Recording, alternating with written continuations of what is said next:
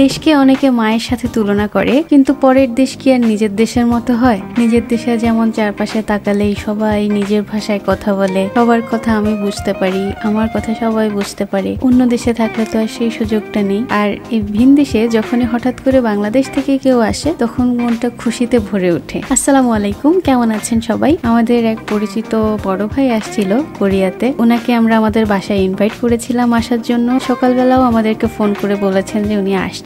তো একটু পরে উনি ফোন করে বললেন যে উনি যে কাজে এসেছেন বিকালবেলা সেইটার ক্লোজিং সেরিমনি, যার কারণে উনি আমাদেরকে রিকোয়েস্ট করলেন যে যাতে আমরা একটু যাই। উনি কিছু শপিং করবেন, প্লাস একটু কোরিয়ার আশপাশটা ঘুরে দেখতে চান, এই জন্য। তো ওনার হোটেল আমাদের বাসা থেকে অনেক দূরে, প্রায় 2-2.5 ঘন্টার মতো লাগে। আর সকাল থেকে ভীষণ বৃষ্টি, রাস্তায় অনেক জ্যাম। তো দেখা হওয়ার পরে উনি বললেন যে শপিং করতে চাচ্ছেন। তো আমরা বললাম যে সামনেই লোটে মল আছে, ওইখানে যাওয়া যায়। তো উনি বললেন যে না, একদম সস্তার মধ্যে কোথায় শপিং করা যায় ওইখানে নিয়ে যেতে। কোরিয়াতে অনেক পপুলার একটা দোকান আছে যেটা হচ্ছে দাইসো। আমরা ওনাকে দাইসোতে নিয়ে আসলাম। উনি ছোটখাটো কিছু কেনাকাটা করলেন, চকলেটস, বিস্কিটস, ওনার মেয়ের জন্য একটা পুতুল কিনলেন। তারপর বললাম যে একটা কফি শপে যাওয়া যাক। তো আমরা স্টারবাক্সে চলে আসলাম। এখানে এসে আমরা নিয়ে নিয়েছি কফি, আর এর মাঝে অনেক অনেক গল্প হচ্ছিল। তো আমাদের দুজনেরই ভীষণ মন খারাপ ছিল। আমরা এখানে এসে কফিও খেতে পারছিলাম না ঠিকভাবে, কারণ যখনই আমরা দাইসোতে ঢুকতে যাব, তো এখানে পার্কিং অনেক ন্যারো ছিল। আর ঢুকার পথে অন্য একটা গাড়ি এসে ধাক্কা দেয়, তখন সামনের দিকে নিচে একটুখানি স্ক্র্যাচ লেগে যায়।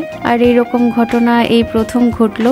আর নতুন গাড়িতে এরকম আঘাত লাগলে কিরকম খারাপ লাগে সেটা আপনারা জানেন। ও ভীষণ রকম ঘামছিল, কারণ গাড়ির কিছু হলো তখন আর ওর একদম মন মেজাজ ভালো থাকে না। ও মনে হয় যেন ওর গায়েই দাগ কেটেছে এরকম। তো আমরা ভেবেছি যে কফি খেয়ে চলে যাব।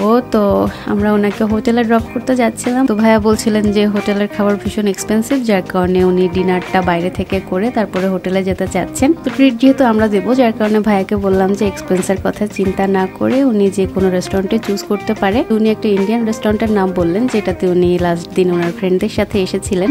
সোলে যেটা প্রবলেম, এখানে পার্কিং পাওয়াটা খুব মুশকিল। তো উনি বললো যে ওইখানে পার্কিং আছে কিনা আমি কথা বলে নিচ্ছি, তোমরা ফোন করে আমাকে ধরিয়ে দাও। ওরা বললো যে পার্কিং আছে। তো ওইখানে পৌঁছানোর পরে ওরা বললো যে পেছন দিক দিয়ে ঘুরে আসার জন্য, পার্কিং এর রাস্তা হচ্ছে পেছনে। তো আমরা অনেকক্ষণ ঘুরপাক খেলাম, কিন্তু আসলে পার্কিং পাওয়া যাচ্ছিল না। তো আবার ওনাদেরকে ফোন দিলাম রেস্টুরেন্টে। ওনারা বললো যে অলরেডি পার্কিং বন্ধ হয়ে গেছে।